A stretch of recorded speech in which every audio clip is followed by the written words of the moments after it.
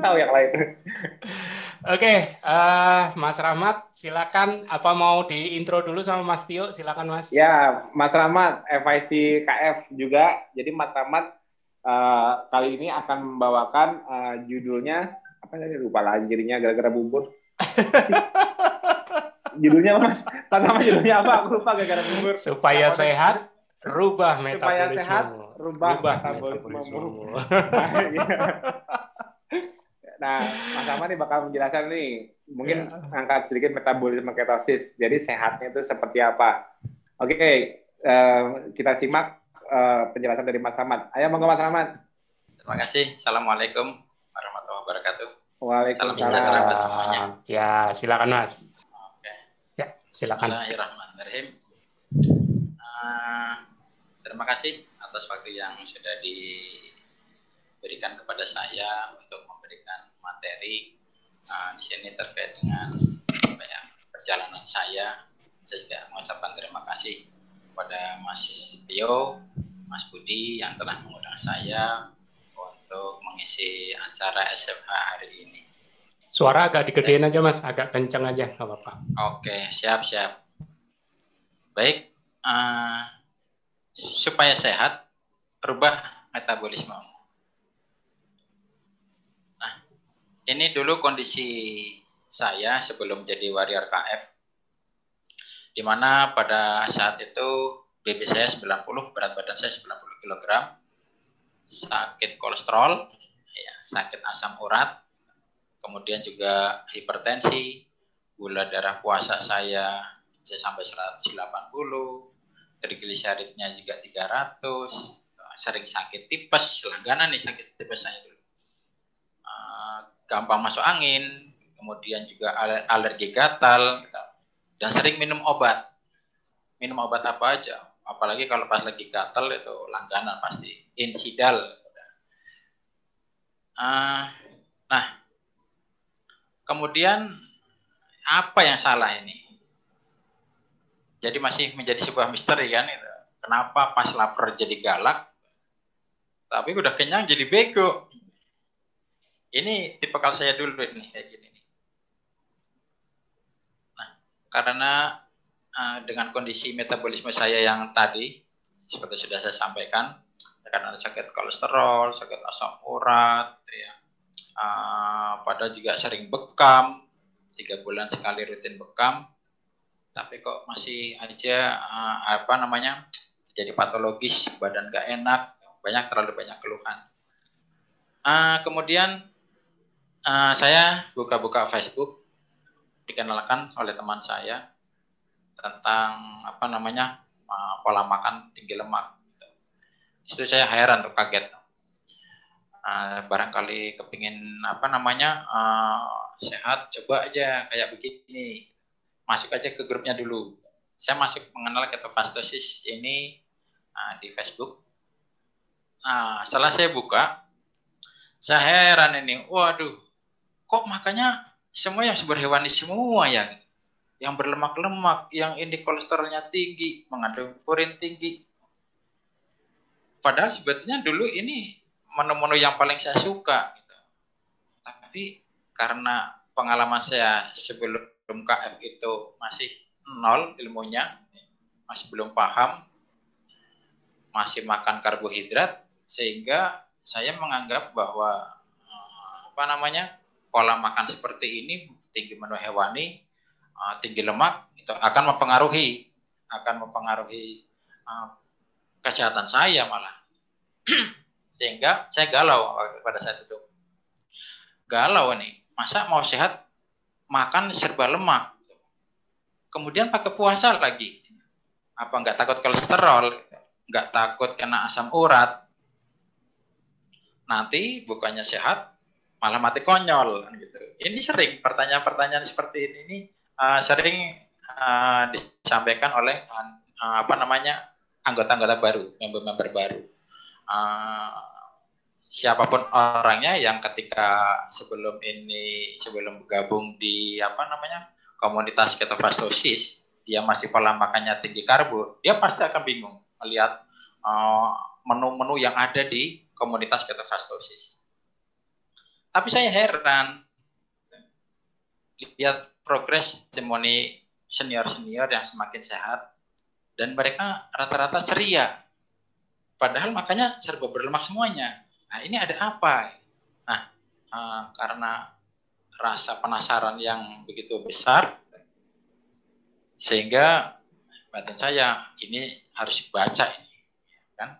Sama seperti Nabi Muhammad SAW ketika pertama kali mendapatkan wahyu, ikro, baca, ada apa ini? Kenapa mereka kok bisa seperti itu?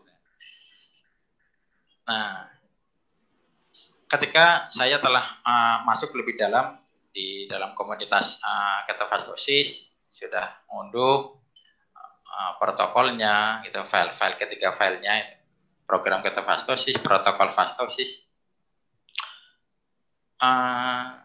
tentang bagaimana fisiologi kolesterol, asam urat, kemudian juga gula darah.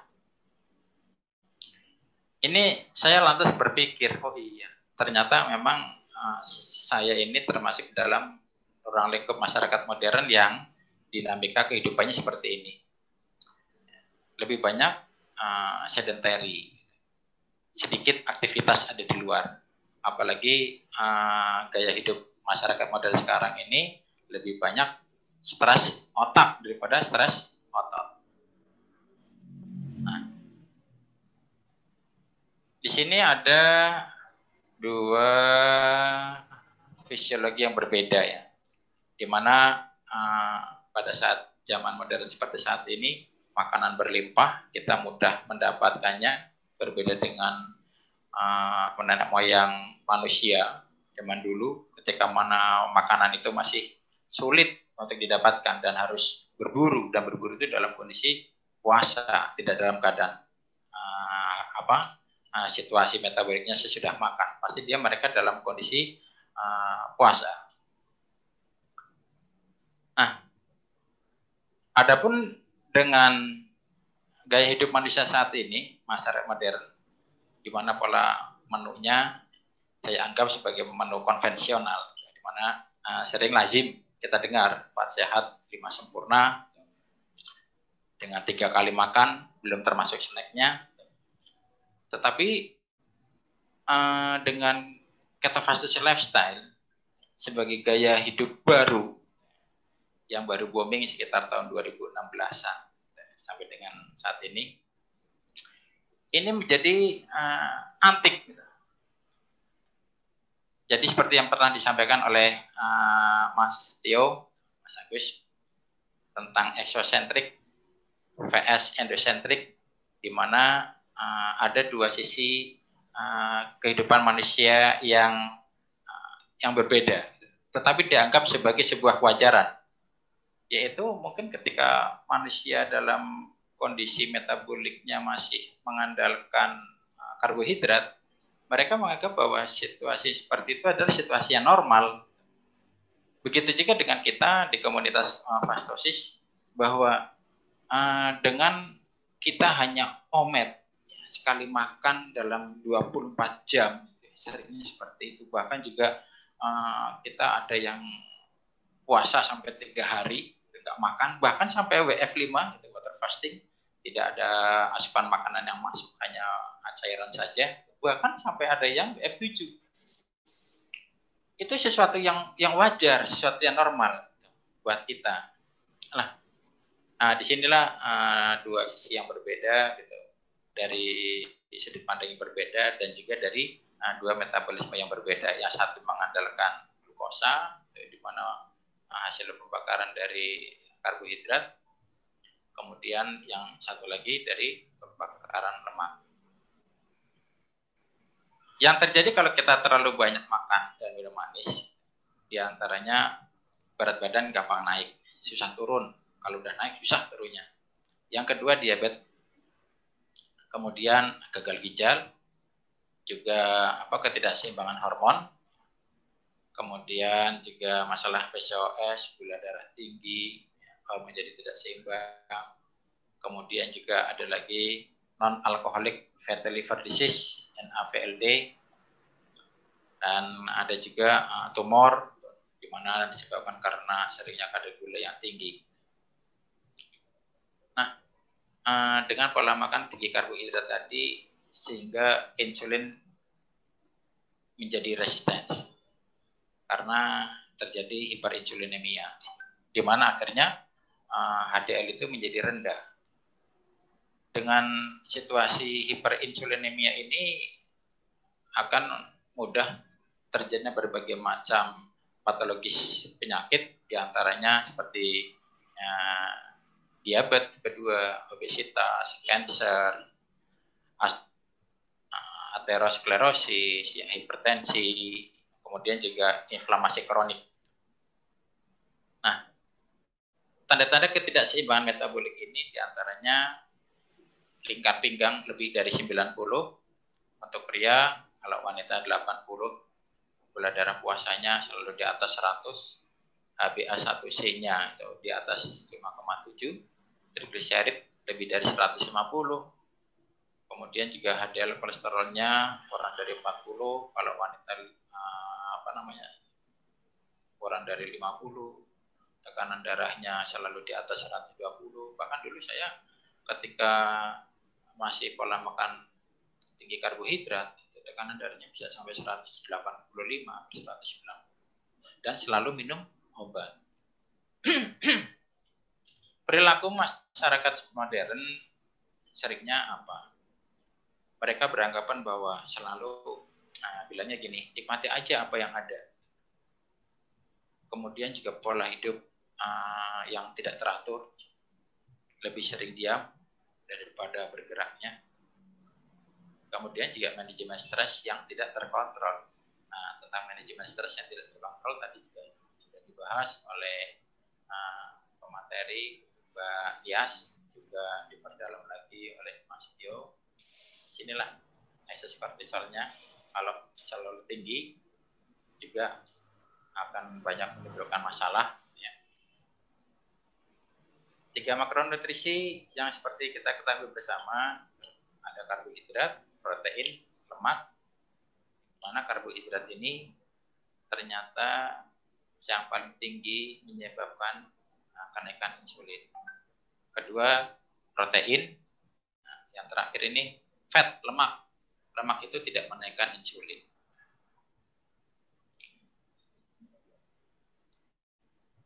Saya baru tahu, baru ngeh bahwa ternyata gaya hidup masyarakat modern ini juga karena apa? Hasil edukasi yang keliru. Di mana dulu pada tahun 1954 ada peneliti, ya, Uncle Case, yang menyatakan bahwa diet tinggi lemak ini, kalau makan tinggi lemak berhubungan dengan kematian akibat penyakit jantung koroner.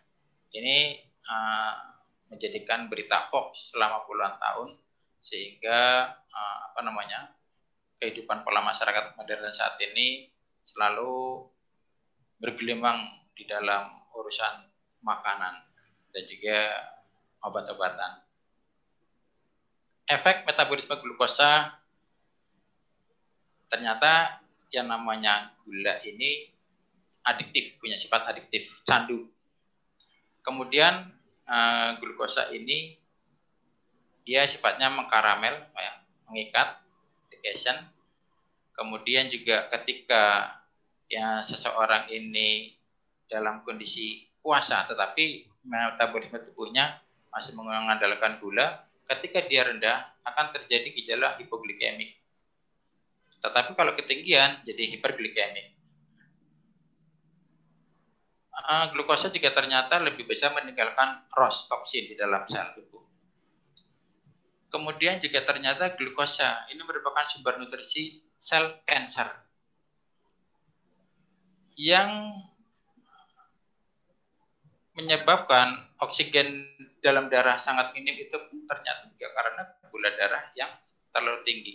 Ini terbukti ketika saya setelah melakukan gaya hidup ketofastosis, sering pada awal-awalnya dulu di 1 tahun pertama sering tes GDP gitu ya.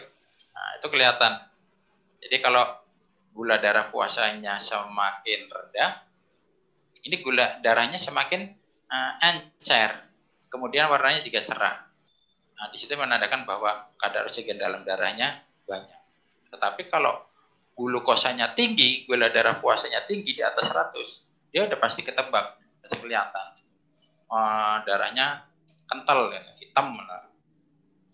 Nah, kemudian juga efek dari metabolisme glukosa gitu, yang terlalu tinggi akan terjadi ketidakseimbangan hormon. Ada orang beranggapan berarti kalau karbohidrat itu mengakibatkan kenaikan gula darah, bagaimana dengan buah? Nah, ternyata dulu saya juga melakukan hal yang salah, keliru. Karena belum tahu, belum paham, belum ngerti ilmunya. Ternyata ada gula dalam buah. Tahukah teman-teman semuanya? Ternyata di dalam buah itu ada kandungan gula yang lebih tinggi. Namanya fruktosa.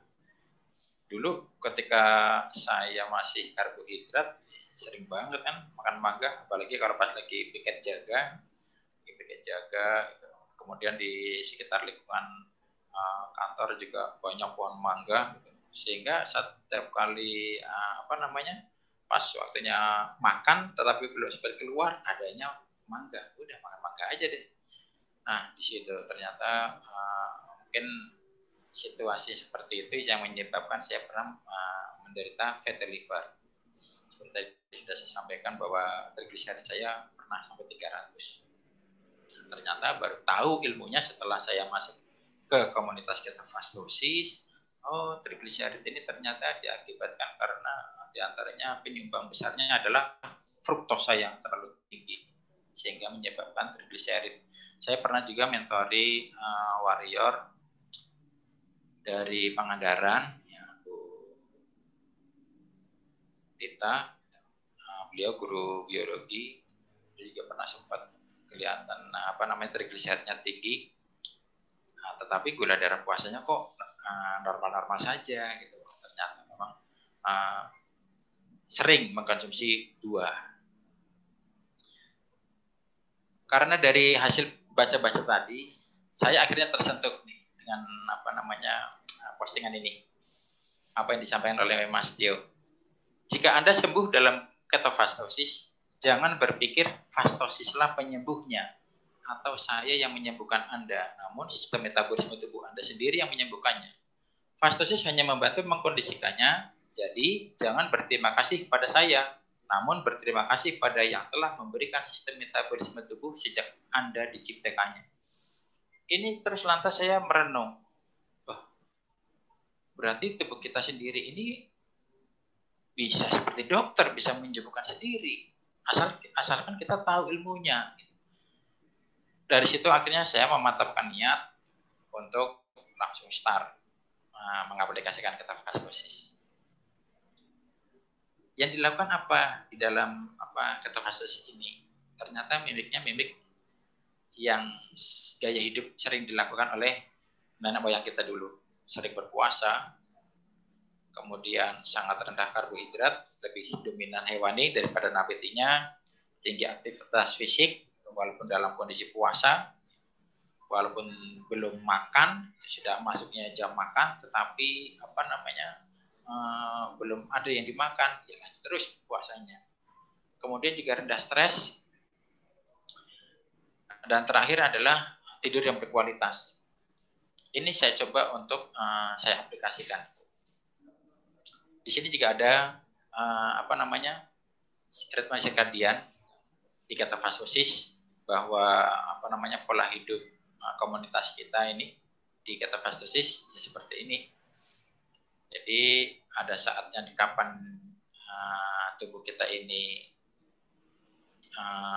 melakukan refill, ya ada jendela makan, kapan saatnya tidur yang paling bagus, kapan saatnya itu harus ada aktivitas, itu ada diatur di dalam ritme sirkadian. Targetnya di ketofastosis adalah seperti yang di dalam lingkaran merah, ketosis. Ini pada saat awal saya baca ini pun kaget. Wah, glukosa puasa kurang dari 80. Ternyata juga ada di kolom paling sebelah kanan untuk terapeutik. untuk pengobatan, untuk ikhtiar pengobatan, di mana gula darah puasanya harus di rank antara 55 sampai 65. Kemudian asam uratnya juga ternyata harus tinggi, harus di atas 8. Tapi tensi darahnya kok kurang dari 110. Di situ saya mulai berpikir, apa iya kok kayaknya kontradiktif gitu. Bertolak belakang dengan situasi yang katanya orang normal gitu, di kondisi masih makan karbohidrat. Nah, terbukti ketika saya melakukan ketofastosis baru di kisaran 2 minggu, di mana asam urat saya bisa sampai hampir 14. Itu tes asam urat uric acid ke puskesmas bisa sampai 3 kali, itu 3 kali tes gitu. Karena yang periksa kaget, Pak, kok 13,5? Dikira mungkin alatnya yang rusak gitu. Karena sambil penasaran ya, lihat ke saya gitu. Pak sekali lagi ya tesnya asam uratnya gitu. Oh ya Pak, nggak apa-apa Mbak. Dites lagi kan masih sama. Kemudian dipikir apa alatnya yang salah apa ya? Dia sempat tanya ke saya, Pak sakit nggak Pak? Enggak. Gitu. Biasa-biasa aja kok Mbak. Gitu. Kemudian akhirnya dites yang ketiga kalinya, ternyata masih sama juga, gitu. Tapi diukur dengan alat yang berbeda. Rupanya mereka sanksi gitu ya, barangkali ini alatnya yang rusak atau apa, tapi kok orangnya nggak apa-apa gitu. Saya tanya, Bapak bisa jalan, bisa digerakkan kakinya, tangan gitu, bisa jalan seperti biasa, bisa gitu. Nah, disitulah. Tapi saya mulai senyum-senyum aja, oh ternyata benar. Asam urat berapapun tingginya tidak akan menjadi patologis ketika gula darah puasanya itu rendah di bawah 80 mg per dl. Ini yang terjadi ketika intermittent fasting state, ya, kondisi di mana kita melakukan ketofastosis. Ada 3 wilayah, ya, 3 kondisional, di mana feed state ini kondisi sesaat setelah kita makan, ini akan terjadi antara 3 sampai 5 jam. Kemudian post absorptive state-nya, body tubuh kita ini masih mengandalkan reaksi dari hasil makanan yang kita makan, itu antara 8 sampai 12 jam. Dan akhirnya ruang lingkup ketiga kondisionalnya adalah kondisi puasa, di mana terakhir 12 jam setelah kita makan. Ini adalah kondisi yang paling alami ketika tubuh nantinya akan membakar lemak. Nah, ini adalah perbedaannya di kondisional makan dan di dalam kondisi puasa, di mana ketika kondisional setelah makan hormon insulinnya akan naik, tetapi di kondisi puasa glukagonnya yang malah yang naik, adrenalin naik, kortisol naik. Ingat, kortisol naik juga di kondisi puasa. Tetapi di ketofastosis, makanya tadi sudah disebutkan, ketika kortisol hormon stres naik di kondisi puasa, dimanfaatkan untuk tidak lebih dominan stres otak, tetapi juga stres otot. Kemudian respon of the body-nya ketika di kondisi setelah makan, ini glikemia menurun, glukogenesisnya meningkat, ada kenaikan store fat-nya, peroteosintesisnya juga meningkat. Tapi sebaliknya di kondisi puasa, glikemianya naik, liposisnya juga naik, ketogenesis di mana tubuh ternyata, ini saya baru tahu, ternyata tubuh bisa menghasilkan gula sintetis sendiri walaupun tidak dimasuki oleh makanan tinggi karbohidrat. Yang terakhir itu fat of glucose-nya, ketika di kondisi masih makan, untuk glikolisis, formation of stores. Tapi kalau di kondisi puasa, ini di glikolisis, Kemudian manfaat metabolisme lemak atau ketosis, dengan kita melakukan gaya hidup ketofastosis lifestyle, di mana metabolisme kita ini energinya mengalirkan dari lemak. Ini tujuannya pertama adalah efisiensi. Mood boosternya stabil, walaupun tidak atau belum makan. Kemudian yang kedua, karena sifatnya soft. Lemak kan sifatnya soft, lembut dia. Maka tidak akan menimbulkan plak. Kemudian yang ketiga, alarm switch on-nya saat GDP di atas 80. Ketahuan nih, kalau di kondisi masih pola makan tinggi karbohidrat, itu susah ngaturnya antara hipoglikemik dengan hiperglikemik. Ketika terjadi gejala hipoglikemik, ini kita supaya stabil kasih makan, tetapi ketika sudah makan, ini tidak ada alarmnya, batasannya, kapan harus stop. Itu tidak ada. Itulah jeleknya kalau di kondisi masih mengandalkan glukosa. Tetapi kalau di kondisi lemak, itu alarm switch-nya ini on. Ketika di saat GDP itu sudah di bawah 80 gitu ya, ketika masuk makanan yang mengandung indeks glikemik tinggi, dia otomatis langsung akan menimbulkan gejala, akan bereaksi. Nah, kemudian di metabolisme lemak ini lebih sedikit menimbulkan ROS di dalam sel, kemudian juga kadar oksigen dalam darahnya lebih banyak, terjadi biogenesis mitokondria. Nah, ini yang adalah harapan yang dicapai, karena mitokondria ini berfungsi sebagai generator penggeraknya sel. Jadi ternyata ketofastosis ini ujung-ujungnya malah sampai di dalam level sel, tidak hanya dilihat dari sisi estetikanya saja.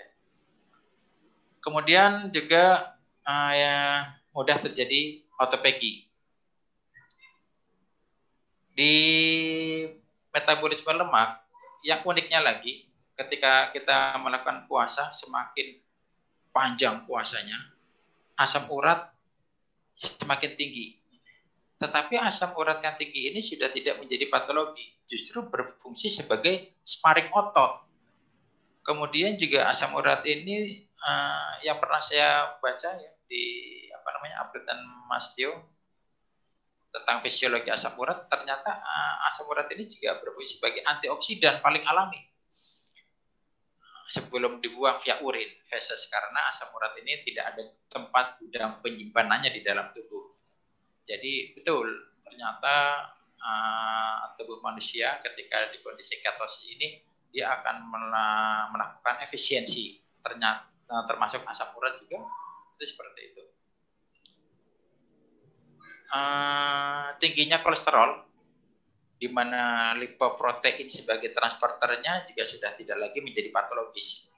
Nah, artinya ada dua sisi yang berbeda dari tiga masalah besar yang sering ditakuti oleh manusia, tentang gula darah, kemudian kolesterol, dan asam urat. Di situ baru saya ketemu kuncinya. Ternyata ketika kolesterol tinggi, asam urat tinggi, kalau gula darahnya tinggi di atas 100 gitu ya, dan di atas 80 kalau di ketosis, itu dia akan rawan. Tetapi ketika gula darah puasanya masih di bawah 100 atau di bawah 80, walaupun kolesterol tinggi dan asam urat tinggi, itu tidak menjadi patologis. Dan uniknya lagi, di sini kelihatan, nah nih, yang akan terjadi saat puasa di kondisi ketosis, gula darahnya turun, asam urat naik, kolesterol naik. Tetapi ketika masuk jam makan, ketika kita makan dengan indeks glikemik yang rendah, di mana tidak menaikkan gula darah signifikan, tubuh tetap ketosis, ini justru kalau diukur asam uratnya turun, kolesterolnya turun. Tetapi nanti ketika setelah masuk hukum puasa, setelah 12 jam terakhir kita tidak makan, dia kolesterol sama asam uratnya akan naik kembali. Nanti akan turun lagi ketika masuk lagi menu hewani. Ini yang paling unik di ketofastosis. Ini adalah siklus Krebsnya di ketofastosis. Kata Warrior sudah mengalami semuanya. Saya dulu juga sampai tanya-tanya sempat sama Mas Satrio gitu ya. Pernah ditanya saya oleh Warrior, beliau guru biologi, sempat ditanya, sel di dalam tubuh yang tidak dapat memanfaatkan senyawa keton sebagai sumber energi itu yang mana? Sel darah putih atau sel penyusun hati atau sel otot. Kemudian yang terakhir, apakah sel darah merah? Ternyata jawabannya adalah sel darah merah. Karena sel darah merah itu tidak memiliki mitokondria. Tetapi satu-satunya yang bisa dicerna oleh sel darah merah adalah gula. Itu sebabnya di kondisi KF, gula darah akan tetap ada di kisaran 40 sampai 60 gitu ya. Kemudian juga sel darah merah ini fokusnya di hemoglobin. Keton itu bisa berenang di cairan darah. Makanya ketika keton itu muncul, ada tiga unsur keton. Pertama asetoasetat, ini adalah untuk otot. Kemudian D-beta hidroksibutiret, untuk keton yang nantinya untuk nutrisi di otak. Yang terakhir adalah aseton, yang dibuang via urin. Jadi makanya ketika di ketofastosis kalau menjalankannya secara disiplin sesuai protokol, nanti ada kalanya napas kok bau, nggak enak. Kemudian juga ketika BAK itu kok berbusa gitu ya. Ada muncul khas-khas bau-bau yang beda gitu lah. Itu ternyata ciri-ciri diantaranya tubuh sudah mulai memproduksi keton. Ini beda antara posisi ketosis dan posisi masih mengandalkan glukosa. Kalau tubuh yang sudah optimal menggunakan keton, dia mental energinya itu lebih stabil. Tetapi kalau tubuh masih mengandalkan glukosa, itu dia labil. Saya kenal dengan senior di ketofastosis yang mereka juga sering melakukan jogging, lari, bahkan sering ikut turnamen-turnamen di acara misalnya maraton gitu ya, seperti TUC. Kemudian ada Mbak Yasmin Ali, kemudian juga ada Bang Andri Permana dari itu. Mereka sudah bisa membuktikan bahwa ternyata ketika di kondisi tubuh sudah optimal menggunakan keton, itu dari start awal lari pertama sampai finish di terakhir, walaupun itu jauhnya misalnya 10 kilo, sampai ada yang lebih dari 10 kilo, dia akan stabil terus. Berbeda dengan runner-runner yang lainnya, pelari-pelari yang lainnya, itu saat di awal aja, tetapi nanti di pertengahan sudah ada perubahan. Nah, ini kadar oksigen,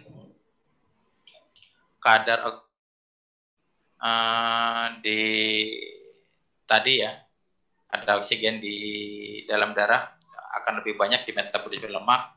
Kelihatan ketika kita cek gula darah puasanya, kalau gula darah puasanya itu masih tinggi di atas 80, dia warnanya akan hitam pekat. Tetapi kalau gula darah puasanya di bawah 80, itu warna darahnya akan semakin cerah. Itu menandakan bahwa oksigennya banyak. Dengan ketosis membuat tubuh mencapai titik keseimbangan metabolik.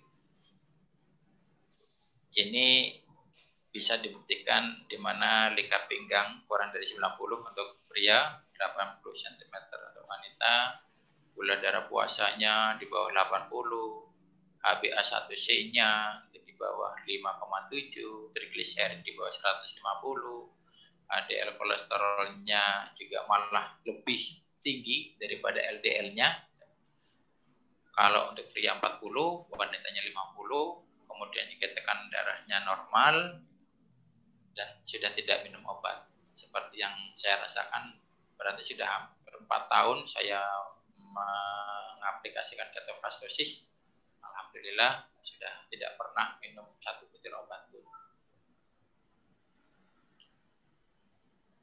Dari penerapan gaya hidup ketofastosis ini, kadang akhirnya muncul di pikiran saya ketika misalnya melihat situasional di kondisi masyarakat lingkungan, maupun misalnya kalau pas lagi ke rumah sakit, ke klinik-klinik, begitu banyaknya orang yang mengantri dia berobat, tetapi kok dalam hati pikiran saya, kenapa mereka tidak berpikir bagaimana untuk memilih gaya hidup yang betul-betul bisa menghindari dari konsumsi obat.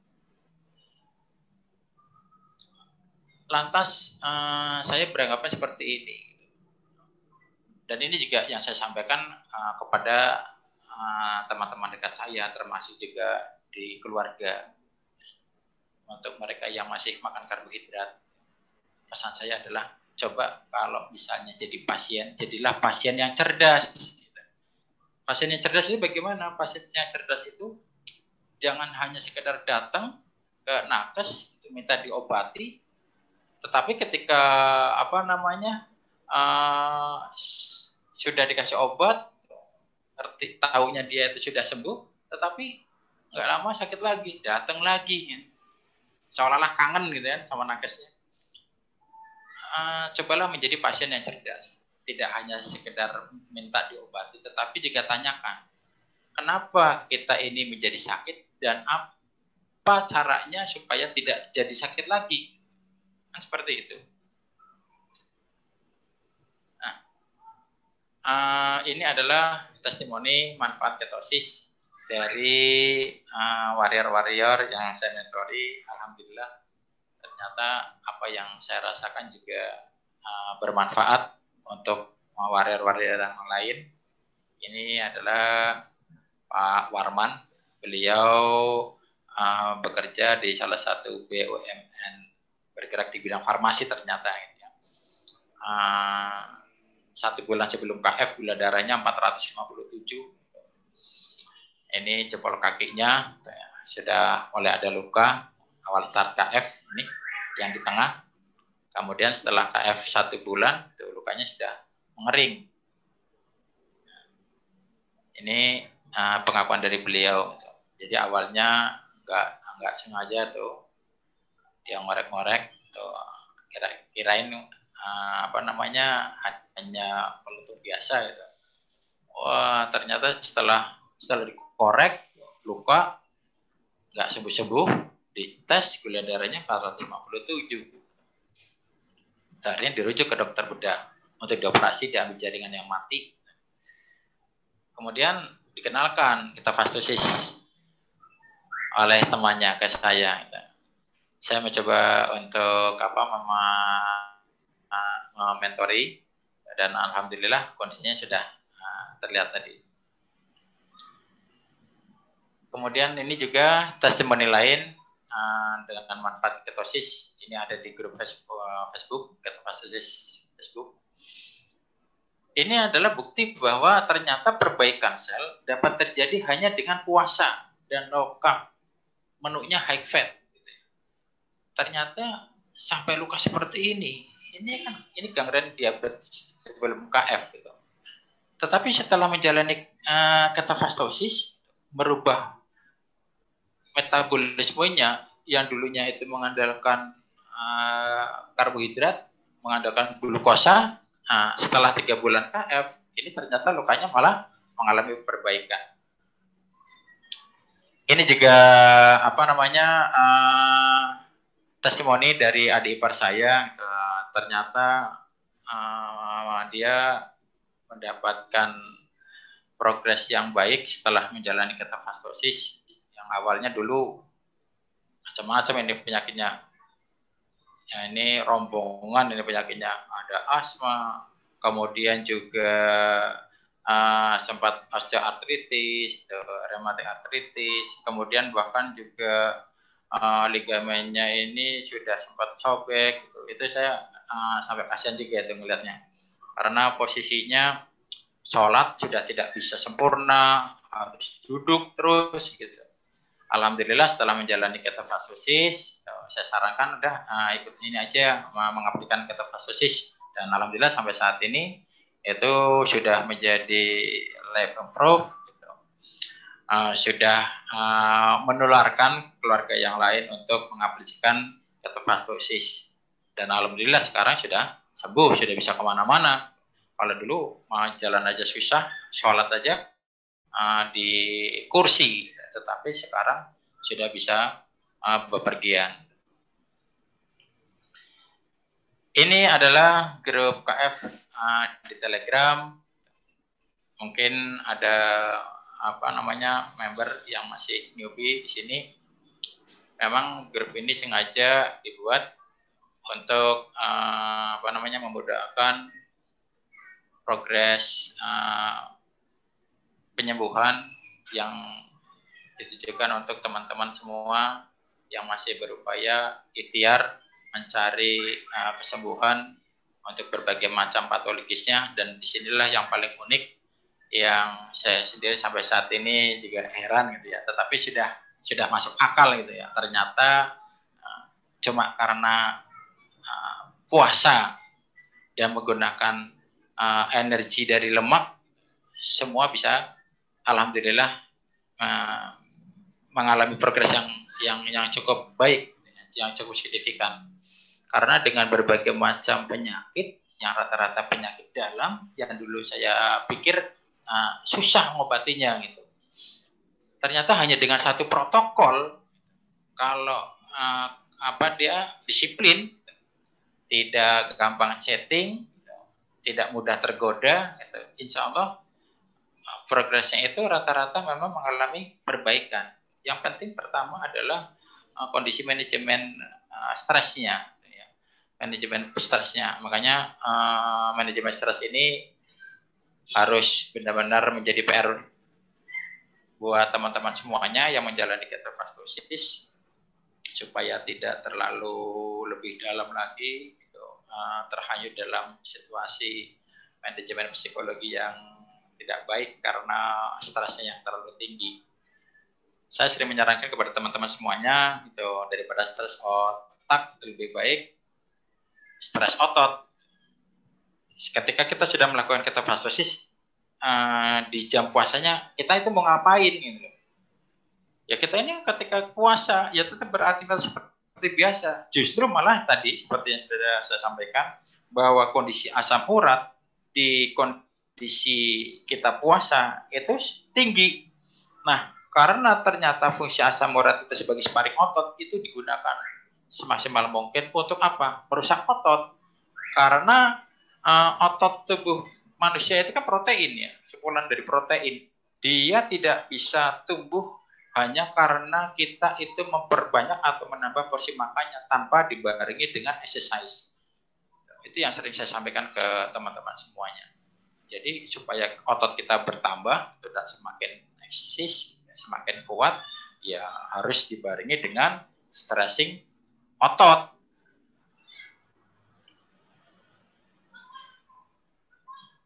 Nah, ini terakhir. Menjaga tubuh tetap sehat adalah kewajiban. Karena sesungguhnya hidup untuk ibadah dan bertakwa kepadanya. Semoga Allah Subhanahu wa taala senantiasa memudahkan segala urusan, memberikan keberkahan untuk setiap ikhtiar, dan membukakan pintu rezeki serta segala pintu kebaikan untuk kita semua. Amin. Oke, sekian. Terima kasih. Assalamualaikum warahmatullahi wabarakatuh. Mas Ahmad keren banget. Maksudnya pemahaman itu bagus. Jadi yang selama ini aku ajarkan di KF benar-benar dipelajari semua. Alhamdulillah. Jadi Mas Rahmat menjelaskannya bagus banget. Sebenarnya itu kan Mas Rahmat menjelaskan apa yang aku ajarkan. Tapi benar, tepat semuanya. Kenapa itu semua saling berhubungan. Ya memang itu ikhtiarnya. Dan Mas Rahmat ya inilah kenapa dia FIC. Karena dia ngerti semua apa yang aku ajarkan dan bisa menyampaikan kembali ke para warrior yang nyubi-nyubi, yang belajar apa itu, kenapa di setting seperti ini, why-nya terjawab semua alhamdulillah dari penjelasan Mas Ahmad. Itu bagus, aku senang. Jadi ya Ya, memang kayak gini lah, ini aku harapkan. Jadi rasionalisasi. Ya kalau ngajarin apa yang dimakan mungkin mudah ya. Tapi kalau Mas Rahmat levelnya kan udah bisa rasionalisasi, bisa menjawab kalau ada yang nanya. Nah itu yang penting itu di situ. Why-nya kenapa? Kan protokol KF kan bagi orang yang ngerti kan kadang-kadang suka dipertanyakan. Yes. Benar nggak? Betul. Menjelaskannya kan nggak bisa dari apa yang dimakan. Jadi gini, ini contoh nih. Nanti kalau nggak percaya gini loh. Di grup metabolic conditioning, percaya nggak? Ini aku nggak sebut nama ya, tapi yang bikin aku senang gini. Di grup metabolic conditioning kita yang baru aku buat itu, yang para nakes-nakes pada baru tahu apa itu metabolic conditioning. Bahkan ada satu orang, aku nggak sebut namanya, dia tadinya ngaku kalau dia tuh sangat anti keto. Aku nanya, kenapa Mbak kok bisa sampai sangat anti keto? Iya, karena saya nggak percaya. Jadi dia pernah dengar mengenai diet keto dan dari penjelasannya nggak masuk akal. Maksudnya kayak setengah penjelasannya karena yang ditekankan untuk sehat itu sisi makanannya harus makan banyak tinggi lemak. Ini fisiologinya belum sampai terjelaskan. Tapi justru hal-hal seperti itu yang membuat orang banyak jadi anti keto. Maksudnya dengar makanan-makanan yang yang serem-serem, yang gini-gini. Jadi memang kalau dari makanan kita makanannya nggak ada yang make sense loh. Kalau bagi dunia modern, kok makan hewani banyak malah sehat. Jadi anggapannya orang-orang yang belum menjalani KF atau belum menjalani metabolic conditioning ini, mereka melihat kan makanannya itu kan serem-serem. Jadi gue misalnya gini, mungkin aku nggak tahu sih kejadian sebenarnya, mungkin aja, gue bisa kurus, bisa sehat kayak gini yang karena yang ku makan misalnya rendang, tunjang, ikan, gitu. Itu nggak masuk akal. Jadi malah membuat orang lain berpikir jangka panjangnya kayak apa tuh kalau makannya kayak gitu terus. Nah itu yang aku bilang sih di grup, ya mohon dimaklumi, nggak semua orang pengetahuan fisiologinya itu tinggi. Mereka merasakan sehatnya, tapi mereka belum mampu explain-nya. Itu kendalanya kan. Kendalanya, aku yakin banyak warrior kita yang udah ngerasain sehatnya, udah merasakan dengan KF, tapi kalau untuk menjelaskan ulang kayak aku misalnya gitu loh. Kan mungkin kan aku kalau orang dengan aku jelas banget, tapi kalau untuk mengulangnya ke orang lain bisa nggak kayak aku? Kan enggak. Mungkin disalurkannya dengan bahasa masing-masing, tapi kadang-kadang bagi orang yang mendengarkan kayak, tapi masih belum mudeng juga, masih wah terlalu ini, nggak mungkin lah fisiologi kayak gitu, nggak mungkin gini karena mungkin nggak sedalam aku. Itu yang menjadi kendala kenapa orang prediksinya, spekulasinya itu jadi jelek. Nah, mereka tapi alhamdulillah sejak beliau masuk ke grup metabolic conditioning, dia langsung alhamdulillah dalam grup metabolic conditioning kita buka baru hari Senin kemarin ya Mas ya? Iya, betul. Ya. Baru hari Senin kemarin dari diskusi ngobrol di sana langsung mencoba dan langsung merasakan efeknya. Dia mau mencoba karena nakes ya, jadi harus jelas dulu fisiologinya. Ya memang nggak gampang menjelaskan ke nakes karena harus dengan bahasa mereka. Kita harus mengedepankan fisiologi, jangan angkat makanannya. Makanan kan seperti dibilang tadi kan juga dijelasin bahwa fasting is the healer. Ketosisnya apa yang kita makan itu cuma keeping kemampuan healing kita di jendela fasting. Nah, kalau kita bisa menjustify itu ke setiap orang mengenai gaya hidup kita, nggak usah ngajarin lagi cara makannya. Nanti mereka yang tak ajarin cara makannya gimana. Karena kita yang membuat tertarik itu ialah efek fisiologi yang dihasilkan. Untuk menghasilkan fisiologi seperti itu, makanya pilih yang, kalau Mas Piprim bahasanya, pokoknya makan yang tidak memicu insulin. Nggak perlu ngomong makan apa, hewan dan sebagainya, tapi kalau dia belajar sendiri, akhirnya tahu yang memicu insulin kan karbo. Apalagi makin cepat serap, makin cepat memicu insulin. Nah, jadi kayak mengarahkan ke arah makan, tapi kalau itu pentingnya menceritakan fisiologi dulu sebelum menceritakan makanan. Kok lu bisa kurus sekarang? Kok lu bisa sembuh dari diabetes? Kok lu bisa sehat gini? Ya, lihatnya makanan gua makan rendang, tunjang apa, jangan makan nasi roti mie tepung. Itu justru malah bikin gula naik. Yang dimakan justru malah harusnya berlemak-lemak kayak gini. Menjelaskan dari sisi makanan selalu mendapatkan kontradiksi. Karena di zaman modern high fat, apalagi ngomong high fatnya, itu sudah pasti resep menuju metabolic syndrome, sudah banyak terbukti karena faktor karbonya belum dilepas. Tapi sinkronisasi di fisiologinya itu memang butuh waktu ya. Contohnya kayak Mas Rahmat gini, kan udah kelihatan pendalamannya. Jadi untuk dia justify atau menjelaskan ulang mudah ke orang lain. Itu yang memang aku harapkan itu memang pengetahuan, pengertian sampai selevel itu. Jadi ya semua ada prosesnya, pasti belajar. Ya pentingnya aku bilang di KF itu kita perlu makin ikutinlah TFA, ikutinlah SFA. Selalu aja walaupun kita lihat pengalaman orang, tapi ada aja ilmu yang kita dapatkan. Jadi tentang gini, Mas Rahmat emang nakes kan bukan? Tapi lihat deh cara gaya bahasa menjelaskannya dari seorang yang awam loh. Mas Rahmat itu orang awam tapi bisa menjelaskan seperti itu. Itu mungkin juga bisa bikin ini orang awam tapi kok pengertian ke arah fisiologinya kok mumpuni ya gitu. Berarti aku sebagai yang ngajarin di awal ilmunya aku seneng dong, keterima dengan benar gitu loh. Aku keterima dengan benar dan tersampaikan juga nantinya dengan benar. Ya memang itu aku sadar semua warrior itu kenapa. Jadi walaupun kita semua bukan basic background nakes, kalau aku bisa, kenapa yang lain nggak bisa? Bukan untuk menceritakan orang lain, tapi untuk meyakinkan diri sendiri dulu deh. Kita ngerti pathway-nya, fisiologinya, bisa menjawab pertanyaan kita sendiri, walaupun pertanyaan kita belum sekritis nakes, no worry. Tapi kita bisa menjustify karena aku ngerasa sehatnya, aku tahu ilmunya. Tapi tetap aja selalu kembali ke diri sendiri. Dengarkan diri sendiri. KF itu bisa berkembang, bisa banyak yang melakukan, karena terbuktinya di badan, bukan ilmu aja. Justru itu, jalanin, dirasain di badan, tapi ilmunya belakangan no worry, karena kan badannya nge-support. Kecuali kalau belajar ilmunya dulu, nggak pernah nyoba KF, itu mungkin mentok terus jatuhnya. Kenapa? Karena masih ketakutan, bener nggak sih bakal sehat? Bener. Karena kan badannya belum ngerasain. Jadi rejection-nya bisa ada. Makanya aku bilang, mengosongkan gelas itu learning by doing. Jalani, merasakan, tapi sambil learning. Karena kelemahan apa? Kalau cuman doing aja tanpa learning, begitu ada yang bilang, hati-hati bahaya loh. Hati-hati nanti cuma boleh 6 bulan loh KF itu. Nggak makan karbo itu cuma boleh 3-6 bulan.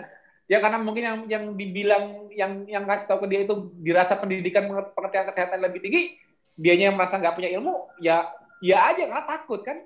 Padahal badannya udah bilang dia merasa sehat. Dia melepas gaya hidupnya sehat, akhirnya jadi merasa nggak enak lagi, banyak masalah lagi, cuma gara-gara omongan seseorang. Dia ya nggak dengarkan ke badan sendiri. Kan kasihan jadinya. Ya kan? Nah itu dia, makanya pentingnya doing, tapi juga harus ada learning-nya. Ini doing plus learning itu untuk awam. Learning by doing itu untuk nakes. Jadi nakes yang senang learning, yang nakes kan pasti senang learning dong. Fisiologinya maksudnya, aku pengen belajar karena aku ilmu harus masuk ke kepalaku. Karena aku sudah punya basic ilmunya, harus masuk learning. Tapi percuma kalau nggak by doing, karena resistensinya tetap ada. Makanya learning by doing cocok untuk nakes, doing by learning cocok untuk yang awam. Karena kalau belajar learning dulu sebelum doing dia nggak bakal nyampe, karena dia nggak punya basicnya. Tapi begitu dia doing duluan, rasa sehatnya, dia kan pasti pernah ada rasa penasaran, kok bisa ya saya lepas insulin? Kok bisa ya saya nggak minum obat lagi? Kayak apa sih fisiologi manusia itu, walaupun dia lulusan teknik kek, walaupun tadinya dia sosial kek, walaupun apa, akhirnya contoh nggak dia kayak Mbak Tias sosial. Kan dari cara penjelasannya kan sama aja kayak dia udah pernah belajar kayak seperti nakes kan? Yes. Itu karena ilmu yang sering kita share secara gratis. Tapi ilmu ini dimanfaatkan. Mungkin banyak yang malas ikut TFA SMA mungkin karena merasa terlalu rumit, mungkin rumit gue nggak ngerti. Tapi nggak apa-apa lah, dengerin dulu. Yang nggak ngerti, di bypass dulu aja, EMC kuadrat biarin aja dulu. Tapi lama-lama keinget nanti, yang dulu aku nggak ngerti, akhirnya di suatu timeline, belajar terus, akhirnya, yang dulu Mas Tio bilang itu, yang gue dulu nggak ngerti, akhirnya sekarang ngerti, setelah 3 bulan, karena akunya keceplosan bahasa yang berat, tapi akhirnya karena belajar terus, yang dimaksud itu, gitu loh, ngerti nggak? Ketemunya nanti, yang penting try learning-nya dulu. Karena untuk penguatan diri, untuk penguatan diri untuk menjalani gaya hidupnya di tengah mayoritas yang belum mengerti, mayoritas yang menganggap kita tidak normal dong, bener nggak?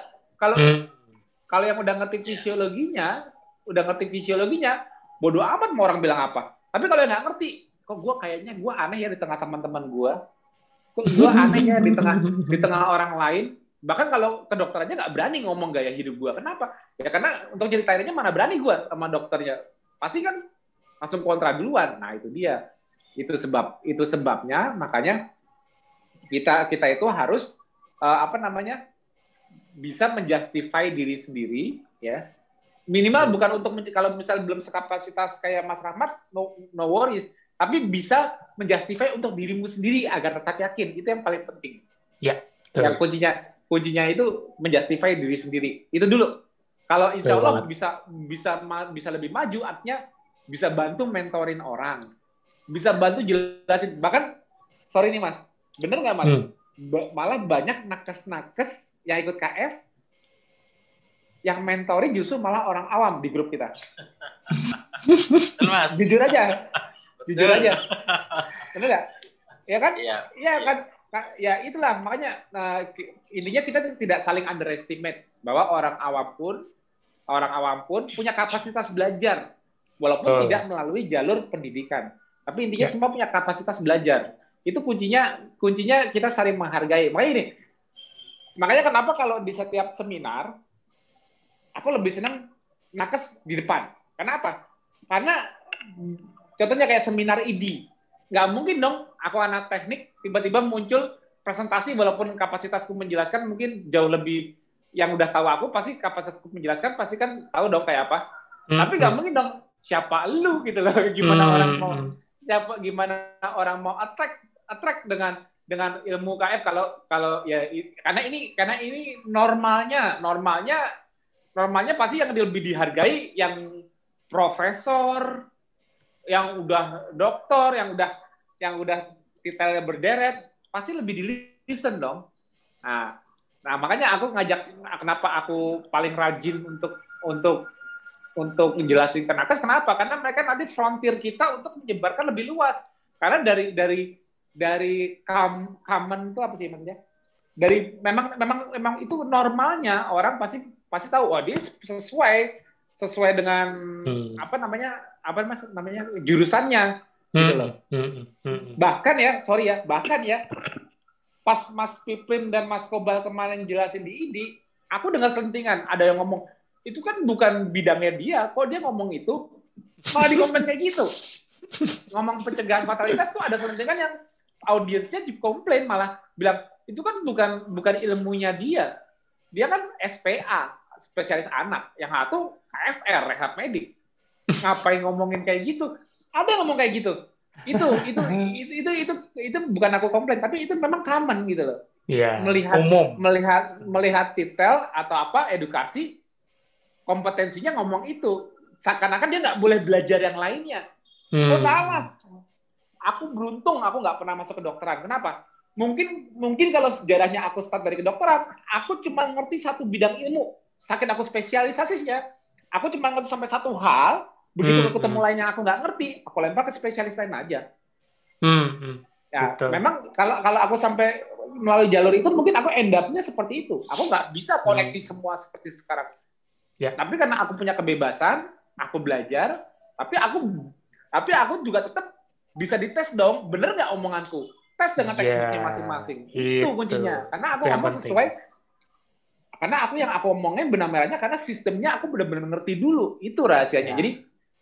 Jadi ya mudah-mudahan, ya makanya sistemku sekarang mudah-mudahan dengan para nakes kita yang pada makin pinter-pinter cara menyampaikannya, nantinya di setiap acara nakes kita bisa menginspirasi nakes lainnya, membimbingnya mungkin nggak bisa nakes itu sendiri, bisa dibantu di komunitas kita. Insya Allah nakes kalau udah lihat KF pasti dia respect sama walaupun non nakes. Kenapa? Karena tahu semua menjalani lifestyle yang sama, semua jadi newbie sama jadi KF. Mau dia profesor, mau dokter, begitu dia baru mau belajar KF, newbie juga kok. Nah, intinya respect. Jadi kita respect tidak menambah jabatan, tapi kita saling menghargai ilmunya yang dilihat. Benar salahnya bisa dites. Mendingan ngetes benar salah daripada ngetes nggak cocok detail. Repot kalau masalah nggak cocok detail.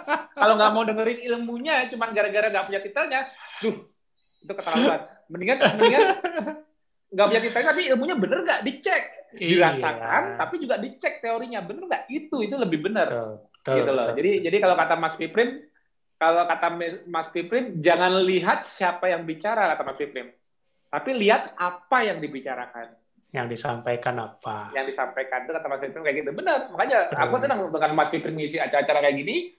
Mas Piprim mungkin Mas Piprim dan teman-teman akas lainnya yang ngisi, Mas Kobal, Mas Eka, dan tim penyusun lainnya itu lebih dilihat sebagai unsur edukasinya, dia bisa mempresentasikannya, tapi intinya yang dibawakan memang gaya hidup kita. Ya, mudah-mudahan dengan cara ini kita bisa lebih mencerahkan banyak orang, dan orang-orang yang belajar seperti Mas Rahmat juga makin banyak dan mengerti, dan akhirnya bisa membantu orang lain, menginspirasi, dan otomatis kan jadi ladang pahala bagi masing-masing orang yang saling tolongkan, help others to help yourself. Akhirnya Mas Rahmat menolong yang lain, pahalanya ke Mas Rahmat. Walaupun ilmunya basicnya aku, tapi pahalanya bukan ke aku, ke Mas Rahmat. Mas Rahmat yang nolong. Kan aku udah bilang tadi kan aku kan tadi kan pahalanya. Ya, kan Mas Rahmat udah ngasih slide tadi. Kalau ketofastosis menyembuhkan, jangan terima kasih ke aku, pahalanya juga ke aku. Uang yang nyembuhin itu, yang bikin sistem mekanisme engineering di tubuhnya itu siapa? Emang aku sebagai engineer menganalisa mesin buatan yang lain, yaitu buatan the mighty engineer. Sudah sempurna manusia diciptakan. Aku cuma berusaha menganalisa bagaimana cara kerjanya aku pengen berusaha seakan-akan kalau aku yang buat tubuh ini, walaupun bukan aku, pasti ada dong sistem mekanismenya untuk kontrolnya, negatif feedback atau malah atau malah positif feedback untuk tambahan aktivasi, untuk akselerasi, untuk deselerasi. Untuk semua kontrolnya itu pasti ada. Nah, cari benang merahnya di mana kontrol-kontrol ini berjalan. Kan aku cuma kayak, mobil Mercy buatan Jerman, bukan aku yang bikin, tapi aku bisa nggak jadi montir Mercy? Bisa. Ya bisa. Pelajari dulu semua sistemnya. Pelajari, betul.